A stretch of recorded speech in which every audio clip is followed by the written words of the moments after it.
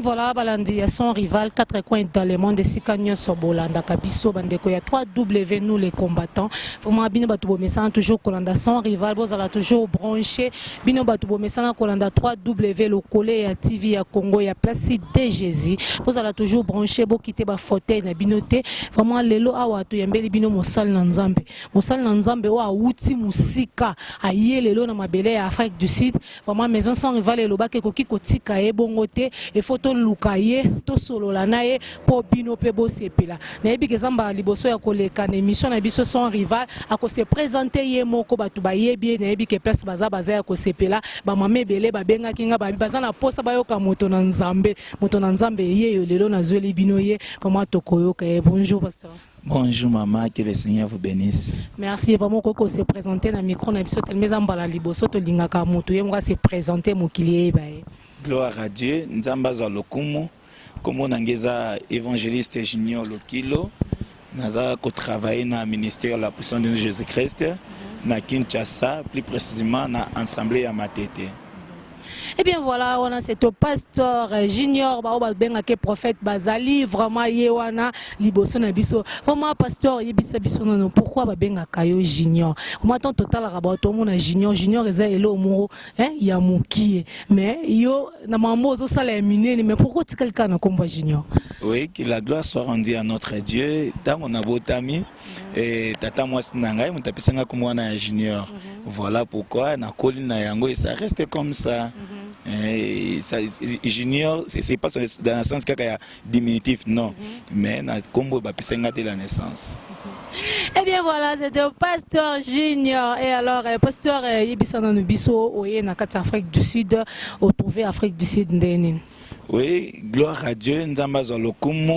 Si je peux parler de Afrique du Sud, il y a plusieurs aspects. Il y a l'aspect spirituel, il y a l'aspect de la morale, il y a l'aspect de la loi, il y a Mboka, c'est-à-dire respect, il y a la loi Mboka, il y a l'aspect politique qu'on a moins dans l'Afrique du Sud et infrastructure. Alors c'est une question qui demande un peu plusieurs réponses parce que c'est une question qui est dans un sens large. Alors sinon, sur le plan spirituel, l'Afrique du Sud a encore besoin du réveil. A besoin du réveil, l'Afrique du Sud a encore besoin, il y a un message de la repentance, il y a sali, parce que à très bientôt le Christ et Jésus revient, et notre mission c'est d'amener les gens à se convertir. Alors par rapport à la mission du Christ, on doit encore prêcher la repentance à l'Afrique du Sud, et nous devons apporter les salis. En deuxième lieu, en ce qui concerne les infrastructures, en tout cas, Batongimbo Kanabang. Et ça nous inspire maintenant à nous qui sommes Congolais. Il y a en charge parce que l'infrastructure au monde en Afrique, non, ils ont construit. Si le plan politique, trop télété. Au monde n'est pas nabiso par exemple au kuta na balabala nyonso photo ya X y y Z mais awa ozala mokonzi mboka ozala ministre ozala nani ozala gouverneur il y a pas assez de photos ya ba konzi mboka donc vous voyez un peu la grande différence on a goûté capable que non sur le plan politique et politique est stable et troisièmement loi la force d'un pays c'est l'applicabilité des lois et en Afrique du Sud au monde qui tout le monde essaie un peu de respecter la loi et la loi s'impose na mutu nyonso. Ils ont la classe, mon côté, que non, tout le monde est s'imposer. Sur le plan de la morale, il y a la haute moralité. Dans la Afrique du Sud, j'ai trouvé aussi que les gens réfléchissent bien et les gens respectent quand même les normes et la morale, la moralité. Vous savez, force à moutou, c'est la conscience. Dans la conscience, ils ont détruire tout un peuple. Mais il y a encore des choses à travailler. J'ai pas vécu, mais on a resté des témoignages que Awa, Hermoko, Baza MP, moi, Batomabé Bazali, Babotolaka, Babomaka, bien que j'ai pas vu, mais ces choses-là, on peut l'éradiquer par plusieurs choses. On peut l'éradiquer par la prédication, on peut l'éradiquer en organisant des conférences avec les jeunes. Pour la collecte, comment le faire. Et un point que j'avais oublié, quelque chose que j'ai constaté aussi en Afrique du Sud, les gens sont bis, c'est-à-dire les gens se donnent au travail. Et c'est quelque chose qui est encourageant. Vous trouverez les jeunes, tout le monde, il est toujours au travail. Et les gens travaillent matin, midi, soir. En tout cas, c'est une très très bonne chose. C'est d'une manière générale ce que je pouvais dire, ce que j'ai constaté, ce que j'ai vu en Afrique du Sud. Eh bien voilà, c'est au pasteur Junior wana Koyoka oyo ya constaté na mboka ya Mandela. Et alors pasteur tozoko ba toujours na émission na biso, vraiment pasteur question na biso ezali boy to lingi toyeba différence nini oyo moni entre ba pasteur ya Congo na ba pasteur Afrique du Sud. Oui, gloire à Dieu. Vous savez, le Seigneur a sa grâce na mutandenge nae. Ça c'est la première des choses. Deuxièmement, nakati ya mokili bato akokanakate. Troisièmement, quand on a une mission, j'étais plus dans la prière et na courtoyer ka ba pasteur ou na bango na ba service. Il n'y a pas vraiment moyen d'appeler ça la grande différenciation, d'appeler ça l'élément de distinction entre ba pasteur et à Congo, na pasteur et à Afrique du Sud, parce que j'ai pas eu le temps de fréquenter les pasteurs de l'Afrique du Sud. Pour nous critiquer parce que les critiques peuvent être positives comme négatives. Pour nous critiquer il faut approcher nos moutouana. Le quand on approche ba pasteur Afrique du Sud était en long et en large, je ne peux pas les critiquer, mais j'étais très content. Pasteur Amindele Obayambinga, j'ai trouvé en est la courtoisie, j'ai trouvé en est la haute considération. Il y a Basali Nzambe, j'ai trouvé aussi moi en ligne à conduite. Moi on a pasteur Amindele Nyonso Nazui Obaye Kolukanga, on a continué en contact na bango. En tout cas, dans l'église on a été il y a les blancs. On a trouvé vraiment une grande différence, même dans l'organisation. Vous sentez que ce sont des églises très bien organisées. Eh bien voilà, toujours dans l'émission de son rival Coca-Cola. Vraiment, pasteur Yebisa Bissouna, nous vraiment, en tant qu'homme dédié, en tant que visionnaire, Yebisa Bissouna, nous ndenge ozomoni là 2016 mboka na biso Congo, parce que toko lo banyo ça mais toko bossa na mboka te. Vraiment, ndenge ozomoni na ndé toko mi na fin 2016, selon Mosal na Nzambe, bazobenga yo prophète. Misu ya hegle bino bozomona musika. Et alors ozomona année ezokota ndenge nini vraiment est-ce que tokozwa muta malamu un jour tokobanda toujours ko tourner kaka rond na mboka na biso Congo? Oui, pendant motunana je vais répondre sur des aspects, voire même 3 aspects. Na ko répondre à aspect prophétique, na ko répondre en tant que Congolais où il y a l'Imboka nae, bien à répondre au regard des lois où ils ont régir Mboka na biso Congo. Premièrement, sur le plan prophétique, ceux qui me connaissent, j'avais prophétisé. J'avais dit même que non, il y aura un temps où la communauté internationale a s'intéresser à Mboka na biso. Et avant l'élection en 2006, Dieu m'avait montré. L'actuel chef de l'État, au Mandez aussi le 19 décembre, il m'avait montré qu'il avait des serpents en main. Et même dans mon église, même à Kinshasa, je ne sais dire aux gens qu'il avait ces des serpents qui symbolisaient les deux mandats. Comme ça, déjà premier mandat de 2006 jusqu'à 2011, 2011 jusqu'à 2016. Donc sur le plan prophétique, et 2016 ici, il a le pouvoir, prophétiquement par là. Donc c'est à lui maintenant et à son entourage d'être sage et de respecter les prophétismes. Oui, c'est-à-dire Moutou a soutenir dans le mal. Mais sur le plan prophétique, il avait que des mandats selon l'instruction du Seigneur.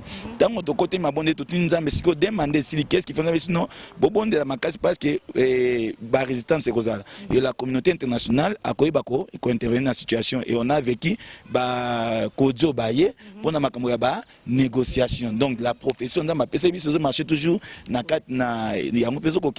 il y aura un temps encore les Nations Unies ils ont continué toujours peu Koya parce que sur le plan prophétique Dieu avait déjà parlé.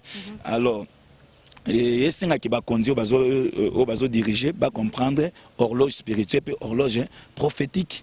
Alors sur le plan en tant que moi na Congo les 19 ils a fin il y a mandat ya chef de l'État ya Zakuna mais ils a fait à mokilité. Ils a fait à mokilité sauf que il faut respecter constitution. Constitution a respecter et en tant que Congolais, aussi na Congo va appliquer article 64. Article 64 va être en application, va se prendre en charge.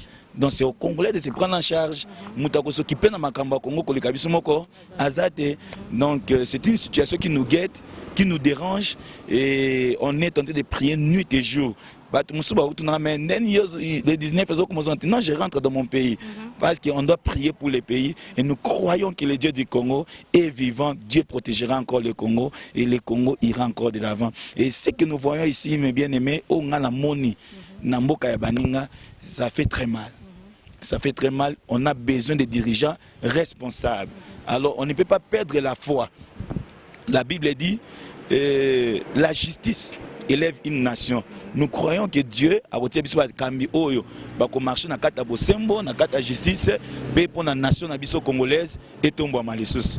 Nous croyons bien que les choses vont changer et que le Congo changera un jour. Amen. Vraiment, le Congo sera sauvé. Vraiment, tous en a biso ba nanzambe. Mais moi, c'est nanzambe yebisa biso nano. Vraiment, les 19 oyo mukileza ya koningana. Batu bazo banga, baby ke makile kotanga, baby ke batu bako kufa. Marambe bele zo sama. Tant que yo, tant que prophète, na yebi ke bonde la rapona mboka. Nzamba zolo banini. Est-ce que makambwana o batu ba omone ko sala mato nzamba ko confondre mukili nenge batu bazo kanisa. La Bible dit nos pensées ne sont pas les pensées de Dieu, ni nos voix ne sont pas les voix de l'Éternel. Alors, sachez les 19, nous sommes en contrôle, il y a Nzambe. La Bible dit, voir même le cœur du roi est dans les mains du Seigneur. C'est-à-dire, au Congo, on a une situation présentement. La situation ne concerne pas seulement l'homme politique, mais ça concerne aussi le peuple. Et il est vrai, bah, leader, bah, mais Makambo le Kana Congo et à leader X, Y, Z, 1-1. Et ça va être majorité, ça va être opposition, va maîtriser la situation. Nous devons maîtriser la situation à Nzambe Yemoko. Alors, situation les 19, Nzamba na contrôle à Makambo, Nyonso. Et ça mitema, il y a pouvoir. Et ça mitema, il y a opposition. Et ça mitema, il y a population. Et en beaucoup, il y a Nzambe. Nzamba, ça est là comme les 19. Maman Sonia Mbeli, on a pasteur junior, vraiment, bazo banga les 19. Ba Nzambe, biso ba Nzambe to banga te parce que to ebi Nzambe na biso azanzamba ba solution. O mokilezo kansa ngwana te Nzamba zo préparer pour les 19. Parce que to comme kokoma vraiment presque na suka question moko elinga lisusu to lingi to ye babalobi na mboka ezalaka na ba mikonzi nango. Na Congo tant tozo tala ba pasteur to bandaki komona ba leader to banda komona lokwa ba pasteur Kutino ba pasteur Soni. Lelo oyoyo vraiment to moni mosali na Nzambe oyo babengi pasteur Mukuna. Vraiment Zaki élevé batu babande ko apprécier mais lelo pasteur Mukuna a changé direction et ça ce qu'on a batu mususu bazolo est-ce que abande ko sambela ya solo est-ce que bino ba pasteur pe bozana droit bozala bokota mamba politique tondengeni parce que toyoka batu mususu pe ba yemba balobi soko salela Nzambe tikala ka na Nzambe kokota na politique te mais tozomona batu ebele ba homme de Dieu belé ba koti pe na makamba politique est-ce que selon you okolo bani par là gloire à Dieu, nous devons faire la différence entre la spiritualité et les ambitions. Même dans le Belayo Lelo, par la grâce de Dieu, Nazota la bambou les Zoya, Nako postulé dans Mokananga, et Dieu me fera grâce dans la députée nationale d'Ambou les Akoya. Et Nambou les Akoya, n'a comme appelé ministre d'Ambokana. Donc, tout tangi ba classe, n'a licencié na droit par la grâce de Dieu. Donc, tant on a autant la classe, n'a pas pour na kosambe la carte. C'est-à-dire, je dois amener le peuple congolais quelque part. Je dois diriger aussi le Congo. C'est pas mauvais pour un serviteur de Dieu de faire la politique. Un homme de Dieu peut faire la politique. On a vécu avec des grands leaders tels que les Coutinho Fernando. Ce Mutaboy, révérend Coutinho Fernando, c'est qui est Abimi Libanda Masolo. Ce Mutaboy, le général Soni, c'est qui Abimi Libanda Masolo. Ce Mutaboy, le pasteur Kiziamina, c'est qui Abimi Libanda ya Masolo. Donc il y a des leaders Nzambe à Tombola qui attendent d'autres, je ne sais pas citer les pasteurs Moutombo et les autres. Alors, la politique, pour rentrer dans le cas d'espèce de pasteur Mukuna, les pasteurs Mukuna, je ne sais pas s'il fait la politique. Mais il y a les problèmes, il y a choix. Chaque serviteur a sa choix. Il y a sa choix, il y a Makambabal. Bien que pour moi, je ne peux pas appuyer qu'un homme de Dieu a à la présidence une équipe. Mais néanmoins, nous ne savons pas l'alliance qu'a le pasteur Mukuna avec son Dieu. Nous ne savons pas qu'est-ce que Mukuna a écouté de la part de son Dieu. Sauf qu'il y a Kinzam. Et Kinzam va convaincre, coup de chapeau avancé. Mais soka yoka kinzambete, nous demanderons à notre papa de rentrer encore parce que l'homme de retour à la parole. Et tu dis que non, il préfère des disciplines. Donc soit tellement azoté, vous sentez que non, préfère des disciplines azoté. Ce qui m'a camarade à Mokano Nzambe et que Dieu l'a parlé, la personne qui a la révélation toujours en avance. Ou habitant au pasteur continue à la prospérité, batming bandon ni maete. Même les pasteurs, critiquer les pasteurs, continuent à la prospérité. Pourquoi?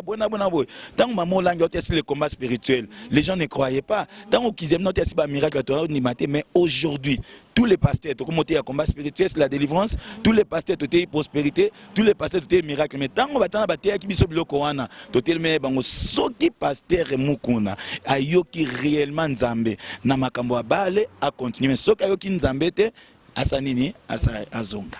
Eh bien voilà, on est à propos il y a Pasteur Junior. Pasteur Junior, vraiment, moi qui suis sous et parce qu'encore aux yeux, les autres bien neni no koyate, to beta no masolo ya dim. Vraiment, on a raison à mutumoko à l'obélé nga mamba dim. Pasteur, yebisa no biso balobaka dim ezalaka pona ba pasteur mais balobé ezalaka pe pona ba orphelin na ba veuve. Est-ce que l'église na yo ba veuve to ba orphelin ba profitaka na ba dim wana to eza juste kaka ba to ndenge balobaka bino bo ba sena nzambe botanga ka Bible boyebi Bible bien ba bi ke dim ezape pona ba orphelin na ba veuve. Est-ce que bazwa ka penza na église na yo okoko sate parce que bat bazolanda yo boyo za mosala nzambe ebisa biso ka vérité bon ko toyeba. La Bible dit ceci. Amenez à la maison du trésor toutes vos dîmes et vos offrandes, afin que il ne manque pas la nourriture dans ma maison.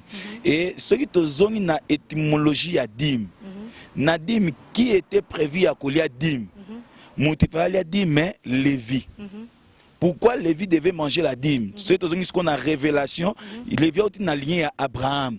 Abraham a fait ça qui dit mais pas à Melchisedec. Et Abraham a donné la dîme avant la loi. Parce que la loi est venue avec Moïse. Il a donné la loi la dîme à Melchisedec. Alors, Nzambe siko le kwazaka fidèle au mutaloni. Yangwana buka kayangwa institué que non Lévi a sanini à la dîme. Alors, en ce qui concerne l'indizième, chaque église est une organisation na yango. Il y a des églises au cas badim il y a qui pas visionnaire, il y a des églises au badim bakabulangona ba serviteur et église et dépend de l'organisation il y a église. Mais toutefois, nous devons rester dans la parole. Au regard de la parole, la dîme doit revenir où c'est aller à l'église. Dans quatre églises, on a des serviteurs. On a ceux qui servent à la table, tout comme au ministère de la parole, parce qu'on a des ministères. Toi, on a un ministère, il y a table, et toi, un ministère, il y a parole. Dans quatre ministères à parole, tu as 5 ministres. Dans quatre ministères à table, tu as diacre, diaconesse, tu as même chantre. Merci Saint-Esprit. Apôtre Pierre, nous sommes tous occupés. Dans haut état, le ministère, il y a parole. Ton nommé, tu s'occuper du ministère, il y a table. C'est-à-dire, diacre, diaconesse. Ces gens-là, en principe, si l'église est bien organisée, il faut baser quelque chose. Quelque chose qu'on écoute à wapi. Écoute, on a dit mi pe ba offrande. Mais nous devons faire la différence. Il y a ce qu'on appelle les aumônes. Ba veuve, na ba orphelin, ba okota na rubrique qui a dimité. Ba okota na rubrique qui a dimité. Il y a des offrandes spéciales où elles sont destinées pour les veuves et les orphelins. C'est une église non salaranga. Gloire à Dieu. Na église nanga soko yo tuni à tout moment na kina ba orphelina. So ke nangaba na veni avant qu'on manzengele. Orphelina moeza wana so tinka pasteur Junior Lokilo. À tout moment, chaque fin d'année, tout comme dans juin, na Kenaka. Na église, na ça, maman yo se ba veuve, so net notre voyage boy. Le quoi na pour la première fois en Afrique Sud. Nyo sonza ma pesinga, eza prémisse na kolongolata infranté. Nyo sono ki tiasiko batol na église na ngai. Donc église na longola ki batol, tango na ozonga boy muke onza ma pesinga. Le quoi eza prémisse après premier voyage en Afrique Sud, non ki pesa ngonzam. Donc chez moi, par la grâce de Dieu, pour la gloire du Seigneur, je le fais parce que pourquoi? Parce que je sais qu'au dernier jour, j'aurai ma récompense là au ciel. En dépit de tout ce qu'on peut faire sur la terre des hommes, nous devons nous attendre qu'un jour la trompette sonnera et que l'église sera enlevée. Alors où passera-t-il ton éternité? Yangwana, il faut na banganza, nzambe.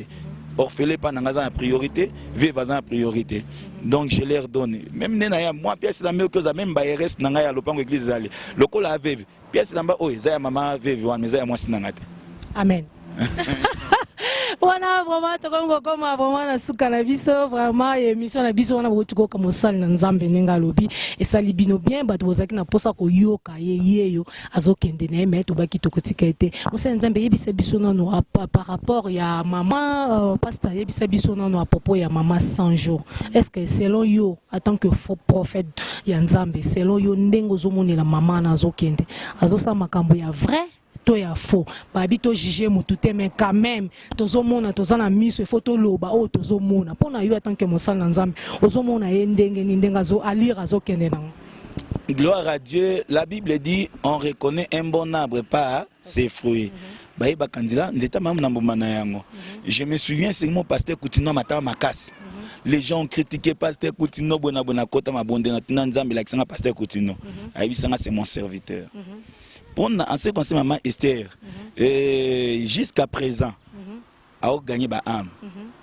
Je présume Kaza Nzambe. En deuxième lieu, na saiki mabonde mo jeune moko 9 mois. Mais parmi les salles, on a témoigné qu'il y avait maman Esther. Donc, vous savez, Mokili, Obonga, Babosimikis, Obonga, Yevuma Bonga, Tendenin, au moins aux appels, Ayala qui va finir son appel, aux appels Mundo, Yamona Kaneni, aux amoulés à Bengo de Moulay, aux amoukoussi à Bengo de Moukousse, aux amenés à Bengo Yamado, aux amouki à Bengo Mignoto. Donc, Mokili Skolingaka, Nini, donc na Mokili, Bakolina Sexa Muningate. Et attendez, vous savez, parce que moi je vois déjà que nous avons retombé sur ma case.